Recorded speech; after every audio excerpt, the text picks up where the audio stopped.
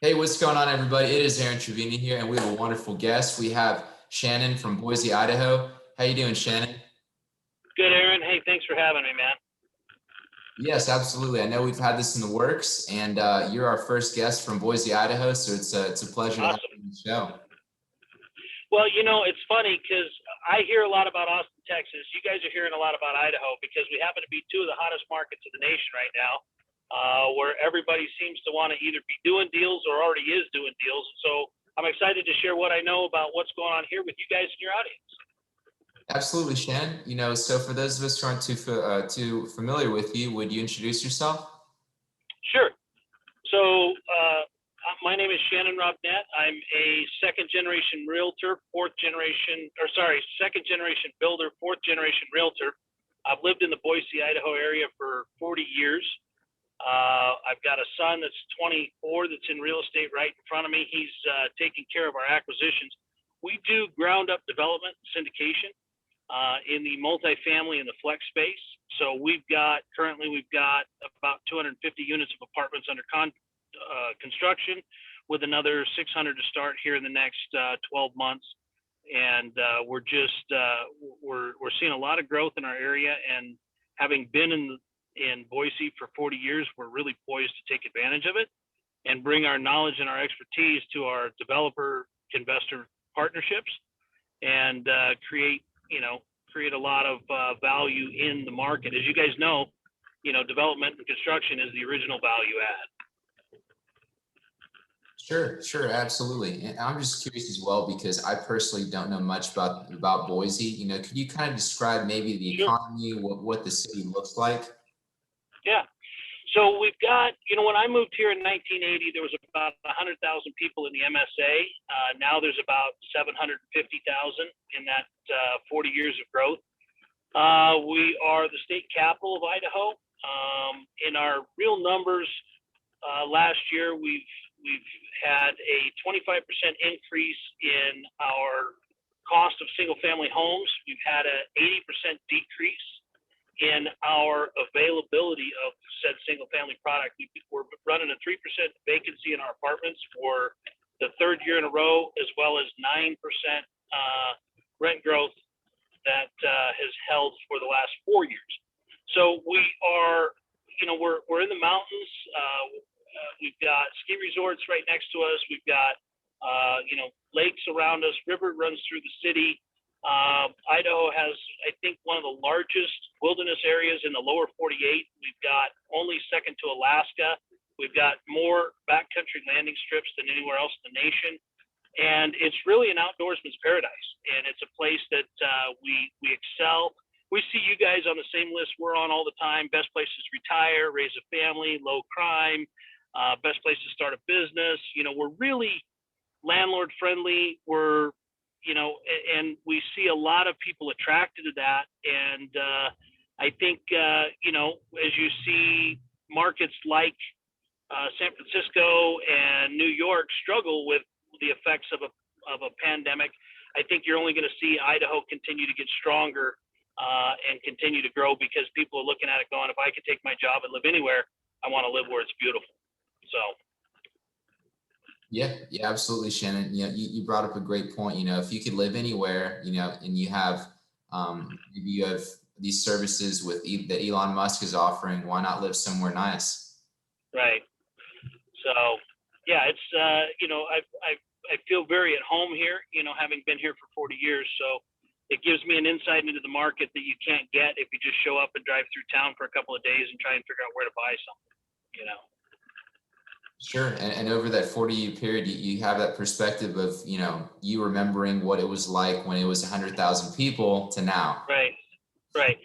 Yeah. And, I've had my own construction business for 27 years now. And, it seems hard to admit that I've actually been in construction longer than I wasn't. And, seeing the projects that we built, from police stations to fire stations, city halls, hospitals, jails, medical facility, storage. We built everything. And just to see how this area still needs more, and goods and services and places to live are all kind of hand in hand and part of good, solid growth. Sure, absolutely. And I guess by the way you introduced yourself and what in your family business, you've been around the business for a while.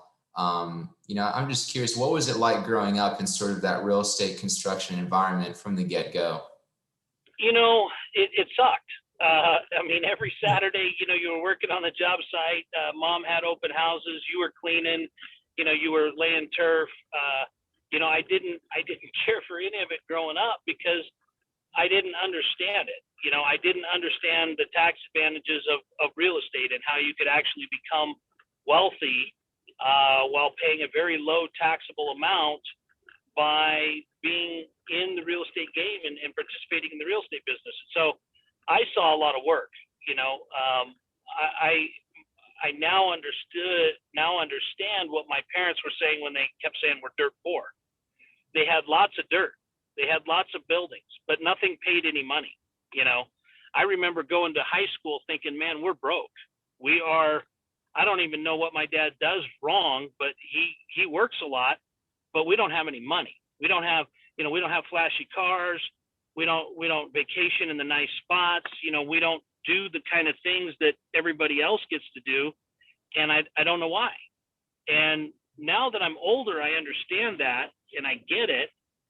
But, back then it was hard to explain to a kid why, your mom wasn't buying you $100 sneakers and just said, man, we can't afford that. And my parents didn't have a lot of money because they kept burying it back in real estate and kept, using the tax advantages of 1031s and all of the things that we've all heard about forever and ever.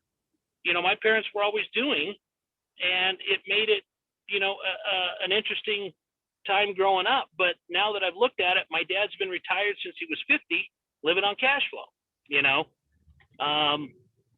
So, and like I said, I hinted at the fact that Rich Dad, Poor Dad was Poor Dad was my dad, and I heard about all this stuff at the dinner table and this is going to bring cash flow and I never saw it, and not that it made me bitter, Aaron, I wasn't bitter about it, but it only was later in life as I matured and understood why you would want that and why you would, want a depreciable asset instead of, one that actually does depreciate, and you'd want cash flow instead of spendable cash. And now that I see those things, it's really helped me to be a more astute business person because I can come at that from the place and the standpoint that I now understand why I want to do this. I understand that selling something just to put cash in the bank account isn't a great idea if you've got to line Uncle Sam's pocket to do it,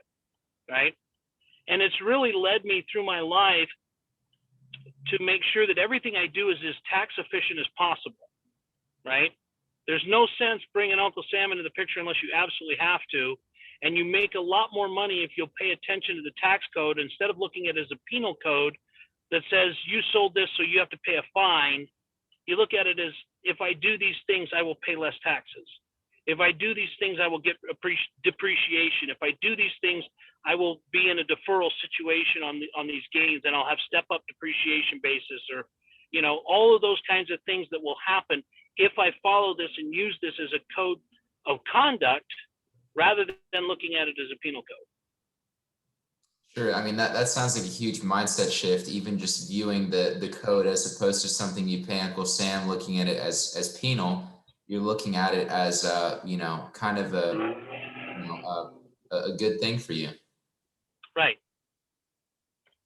So we were just, I was just, before this call, I was discussing with my tax planners, we're doing opportunity zone deals. We're doing 1031s. I mean, I don't know if Joe Biden remembered that he told us he was going to get rid of the 1031 yet or not, so maybe we still have some more time before he remembers what he said. But, the reality is those are great opportunities to defer your gain and then move that gain into opportunity zone to even pay less taxes, right? And by paying attention to that, you can maximize what you really got out of it instead of having to take that gain to yourself, peel off a good percentage of that to Uncle Sam, and then go limping into your next project. Yeah, that's right, Shannon. So for those of us who aren't too familiar with it, could you kind of explain what an opportunity zone is and what it is in this context? Sure.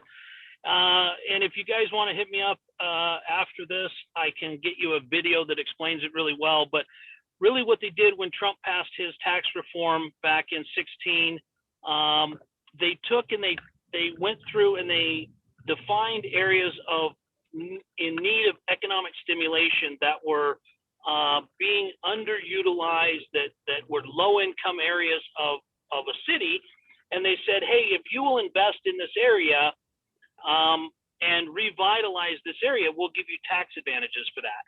And if you invest in the area for over 7 years, then we will take your capital gains and we'll reduce it by 15%.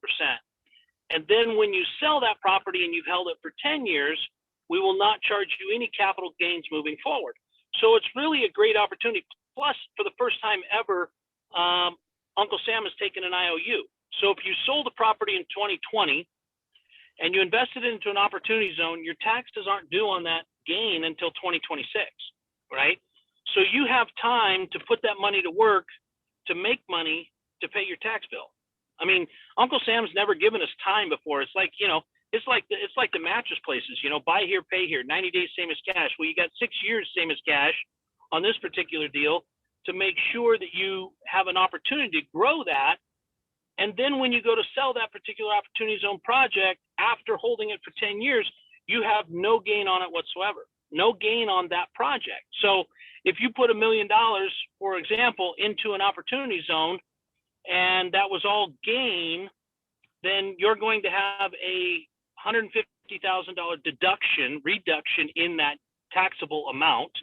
And then at the end, when you sell that property down the road, you're going to have that whole property is going to be tax-free to you as an incentive to get people to invest in areas that are underserved by redevelopment. And it's been a great project. I think there's been a lot of growth that's happened because of it, where people have redeveloped in areas that they wouldn't normally do, because they see the advantage of that. That they said when this came out that there was over $1 billion, there was over $50 billion in unrecognized 1031 deferment tax alone. So by getting that tax into the marketplace, it will be paid in 2026, which is huge for the federal government because they always need more money, right? And so you're able to see where they're stimulating the economy and they're making deals happen in areas that are going to help revitalize and gentrify areas of town that have kind of fallen behind. Sure, absolutely. You can kind of see that popping up, at least I can speak for Texas, a lot of the major metro areas here. Yeah. And it's been really good for redevelopment for sure.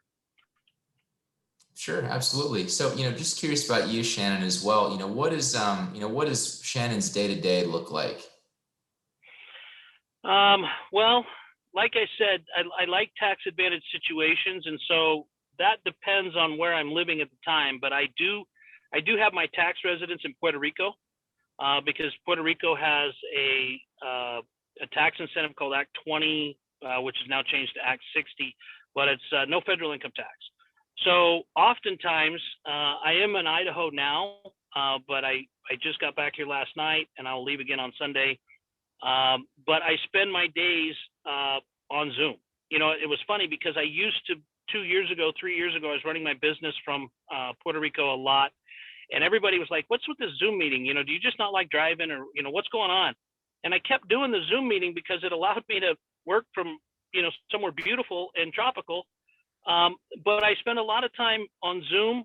We do a lot of investor calls where we're dealing with people who want to get involved in our investment syndications, as far as new development, as far as ground up and things of that nature, where we're offering our investors 22 to 28% returns on ground up developments. So I'm talking with them a lot. We just had a job site meeting where we toured a project that we're looking at taking over. They're struggling on some stuff. We've got a groundbreaking that just happened last week on a new 190 unit apartment complex. So I kind of wear all the hats. I am the chief fundraiser. I am the development officer. Thankfully, I've got a fantastic team behind me on the actual construction and the property management. We're vertically integrated, so we handle it from the acquisition of the land through entitlements, through construction, through property management, and through final transaction. So we're vertically integrated so we can make the best of all of that. And so I'm popping in and out of different departments, but I'm kind of, I know we just had the Super Bowl, but I feel a lot like a coach, right? I've got an offensive coordinator, a defensive coordinator. I've got a chief financial officer. I've got these people that handle these different aspects of it, but they still need the head coach to come in and fire them up and say, hey guys, let's go do this. Let's go do that. Let's acquire this. So I'm still casting vision in that regard, but a lot of times I find myself being more of a cheerleader because my staff is so stinking phenomenal. A lot of times so that I feel important. I like that. I'm curious as well, how are you you have so many different things going on. You're wearing different hats. How do you keep yourself organized? I don't. One of the things that I've always understood, Aaron, is that self-honesty is your biggest area for self-improvement, but it's also the thing that will propel you or hold you back the most. And what I mean by that is look, I'm just like everybody else. I've got a lot of really great qualities and I've got a lot of things I need to work on. And I could sit here and I could grind away on the things I need to work on, or I could polish the things that I'm really good at, and I could hire somebody else or partner with somebody else or co-develop with somebody else or JV with somebody else that has my deficiency as their strength, right? And so when I look at my partnerships with people, it's not necessarily as much about money as it is about what do I need on my team, right? I need some of this. I need some of that. I need some organization. I have a guy that I hired recently just to come in and run my day-to-day operation, right? I've got a guy, Roy, who's been with me for a while over in my construction management side that is all about signed contracts. I mean, the guy doesn't do anything without a signed contract. I'm like, why are you doing that? Let's get started, man. We got to get going. And, it's those kinds of things that I recognize my deficits. I recognize my weaknesses, but it's the honesty with myself that allows me to hire somebody who's really good at that part of it to keep my sorry butt out of trouble, right? And with that, I'm able to make sure that I've got a good, solid team that is going to win, because I am not the linchpin on everything. I'm not the thing that bottlenecks it all. I'm the visionary, and then I go out and find something else to be visionary about. Sure, absolutely, Shannon. It can be difficult for people to be able to know, when to delegate as well. Yeah. And it's funny because I always use the phrase that Henry Ford used to say, and I take it a step further than Henry did, I think. I haven't had a chance to check with Henry, but he always said, I don't know the answer to that, but I have people that know that, and I'll find out. And, I've taken that to another step and said, I don't want to be the answer for that. Right? I mean, if signed contracts rely on me, then that means we can't start this thing until I sit down in front of a desk and sign all these contracts, right? But if I have someone that has the authority and has the knowledge and has the experience, and we have the track record together, that I know that when Roy signs a contract, that is the best stinking price we could get, right? And it wasn't just about price. It's about performance. It's about, timeline. It's about all those things. And so I've taken that I think another step where it's just like, look, how can I duplicate myself? How can I multiply my time by leveraging others that are really good at the areas that I don't want to be good at or don't have time to be good at? Sure, absolutely. I mean, that definitely takes a lot of, frankly, self-awareness on your part to be able to know, when to hone in on your strengths and when to delegate. Well, the thing about development, Aaron, and real estate is the market will also tell you what your weaknesses are. Anybody that's been in the market long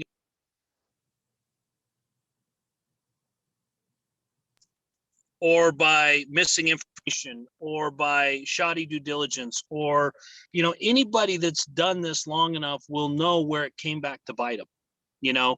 And while there's no college course for it that says, hey, I've taken Developer 101, there's a course out there that life is going to teach you all about that. And when you see those things and you have the opportunity to have gone to that class and paid dearly for those credits, don't let that pass you by, right? Take a minute and, you know, I always like to do what I call a post-mortem. After every job, we look at it and we go, what could we have done better? And if if you're not aware enough that you can't look at it and go, you know what, we could have used a better subcontractor. Yes, we got a great deal. We got a great price, but it wasn't a great deal. Maybe we should have done this. You know, we should have blanketed this instead of done that. We should have, all different kinds of things. But at the end of the day, you're sitting down and you're reevaluating the mousetrap every single time. And that creates that series, that thought process, so that you're constantly honing on getting better, and making better systems and making better procedures. And at the end of the day, hopefully you're in a position where you've got this thing about as polished as it can possibly get. Sure, absolutely. You know, that post-mortem is crucial, you know, because really whatever business you're in, it kind of seems like there's always a lesson to be learned or something to build on. Yeah. And those that don't learn the lesson are bound by history to repeat the mistake.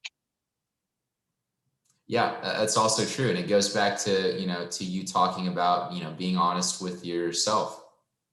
Yeah. Yeah. So, and if you have trouble seeing your blind spots, just ask those around you. They'll probably be more than happy to tell you what's wrong with you. Yeah. Maybe that's just the people around me. I don't know. Yeah, that's definitely true. So, I know you talked a bit about, your business and kind of your mindset. Are there any particular, I know you spoke about the projects, but any specific types of projects you're currently doing? Right now we're about halfway done with 36 units of multifamily.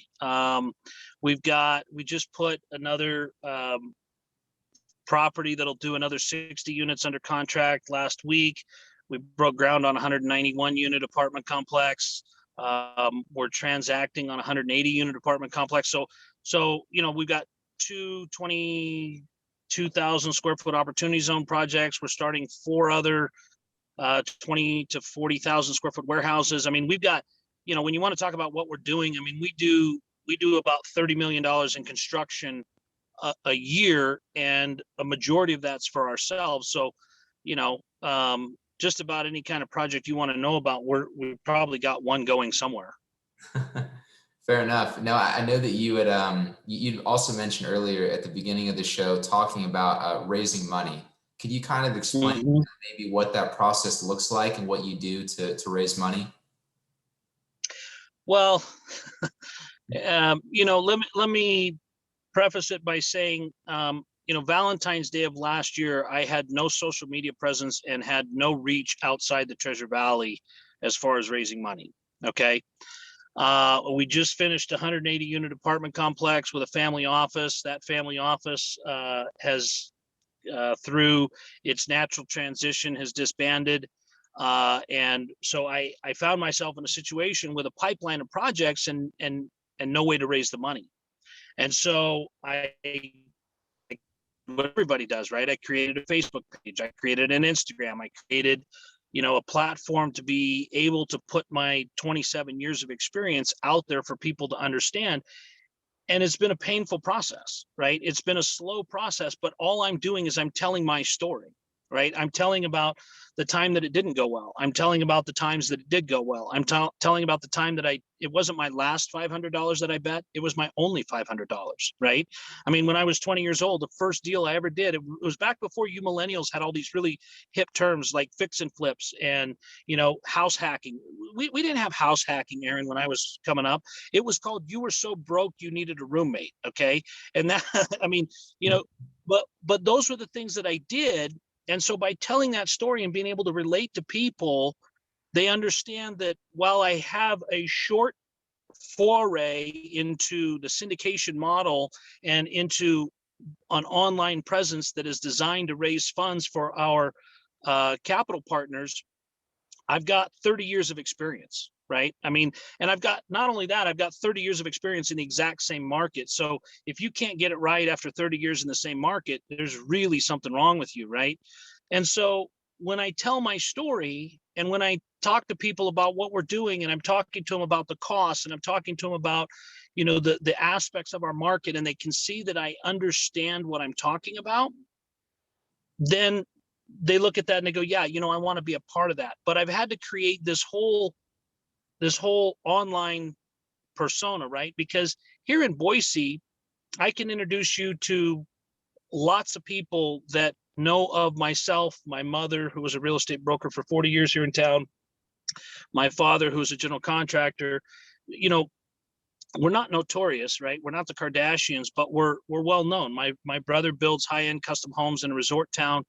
And so we've got a name for ourselves here. But when I'm trying to make that expandable and make that scalable and get involved with other people, I mean, we've got investors now from the Netherlands, right? We've got investors from Chicago, Ohio, I think Florida, Atlanta, Georgia, you know, California, obviously, Idaho. But we're doing that in such a way that it's slower than I thought, but it's actually something I kind of like, right? If I have to do something, talking to people about my experience and why I'm qualified and why this is a good deal, and having the intimate knowledge, because I've done this type of a deal many, many times with other partners, just not on the scale that we're doing it now, you know. I mean, a 190 unit apartment complex is a $42 million cost, and it's got an appraised value of over 50 million, and we're needing to raise 15 million, right? That's no small task. And yet we're able to do that because we've got a story, and we've got, we're plugged in with people and partnerships that people look at that and they go, yeah, you guys know what you're doing, and you're able to do that. And so, you know, for anybody that's looking that they want to do something like that, they want to get involved with raising money, it all starts with you. You know, it all starts with, I mean, the reality is, you know, I used to think that people would want to invest because it's Idaho and it's so awesome, and this building is so beautiful, and it's this and it's that. It's not really. Most of the people want to invest with us because of who we are, because of the integrity that my company has, because of the people that I work with. And as a bonus, they're investing in a real estate project that is also beautiful in a great town, right? And so when you get out there and you start telling your story, regardless of how new that story is or how great that story is, or if you're, you know, an old dog with new tricks like me, how long you've had that story, it's still about you. And being able to put that story out and have people actually validate my life story with money, you know, it's not in a stripper kind of way, right? But just, I mean, validate my life story by saying, hey, I believe in what you're doing. And I believe in what you're doing enough that I want to get involved in this business venture with you. And so it's interesting. It's a completely new world for me. It's definitely put me out in a space that I haven't been before, but it's something that I enjoy because I'm meeting new people. I'm getting great perspective on, you know, what people are wanting, why they're wanting to invest, the different stories of how they came by the money, what their goals are. And to me, you know, they're transferring part of that expectation of, I want to be X someday. I want to be financially free. I want to have cash flow. I want to retire. And I'm believing in you, and I'm betting on the horse and the jockey that you are to bring me to that finish line. It feels really good. Right. And then for us to be able to exercise and deliver on that and push out the last project we're doing that we started last year was, you know, we were looking for a 22% return, and we're going to wind up with an IRR, you know, in the over 30, you know. And so to be able to exceed those expectations and to put that kind of return in my investors' pockets is just really super satisfying as well. Sure thing. It's interesting how, you know, even like you said, you didn't have that that media presence, you know, as of, you know, 12, 13 months ago. And now it's kind of been a journey for you, and it's all kind of coming full circle for you. Yeah. Yeah. It's definitely interesting. You know, it's not what I would have expected. You know, if you would have told me in February of last year what I would be doing in 2021, I would have laughed at you. And no, I wouldn't have laughed at you, but I would have said, oh, really? And how do you think that's going to happen? Well, now I can tell you exactly how that happens. Yep. Yeah, absolutely, Shannon. Well, I know, we've talked a bit about, about you, your background, your business, your expertise in the Boise area. What does the future hold? What are you looking to do in the future? I love what I'm doing. I've always enjoyed the creation. I enjoy taking a piece of raw land and envisioning the future there, and envisioning, what can be there. And so I think we're going to continue to do the same. Like I said, we've got about 600 doors in our pipeline. Since we're new builds, we don't deal with a lot of the emergency phone calls from realtors that said, hey, by the way, I just found this 300-unit apartment complex, but there's 9 offers and I've gotten the guy to give us another hour to bring him an offer. We don't deal with that. So we've got time, we've got a roadmap, and I've got a great team that just churns through the information. And so I see that we'll continue to do what we're doing in the place, in the format that it will continue to grow. We'll continue to bring in other investors. We'll continue to bring other projects to us that, I think in the next 24 to 36 months, we'll have, 750 to 1,000 doors constructed and under management. So we've got a fund we're going to launch here yet this first quarter that will be basically our BRR fund, where we're holding our assets after they're built, remodeled, or we don't remodel, but basically after they're built, they're holding in the fund. And so you're getting beautiful cash flow off of brand new assets with low management costs, because everything's brand new, everything's under warranty. New roofs, new sidewalks, new parking lots always lead to lower cost prices, or lower cost to manage. Sure, absolutely. It sounds like there's a lot in the works, not only for this quarter, but also throughout the year for you. Yeah, no, we'll definitely stay busy into 2025 with what we've already got. So, yeah. Beautiful. No, that's great to hear, Shannon. Well, is there anything you haven't said that you really just like to hammer home? Here's the thing, guys. If you're looking to make real estate a lifestyle, or you want to grow in the real estate business, or any business for that matter, I can't stress this enough, that you need to read and you need to have mentors. There is no reason in the digital age we live in, speaking of old dogs and new tricks, I'm on Clubhouse, right? So find me on Clubhouse with Shannon Robnett. But Clubhouse is an amazing format for people to get knowledge and get information and exchange information. But if you're not doing that, if you're not growing, then you're dying. And if you're not reading, books on what's happening next and how to improve your stake in the market, and how to improve your game, and how to do better for your investors, then you're not being part of the solution. And I just want to encourage all of you that if you're really trying to grow, get in the books, get a mentor, get to where you're giving action to your passion that will then give you a lifestyle out of that. And there's only one way to do that. That's a lot of hard work and it's a lot of effort, but it's one of those things that there's no reason for you. I heard somebody say this the other day. You can learn from my mistakes that I've already paid for, or you can go out there and make your own that you'll pay for in full. And that's really what a mentor can do for you, right? You can learn from my mistakes instead of taking it on the chin with your own. So that would be my tidbit of advice. Absolutely, Shannon. Yeah, there's a lot to be said for, going in and reading, which is part of it, but also, having a mentor who can kind of help you along the way. Yeah. So, yeah.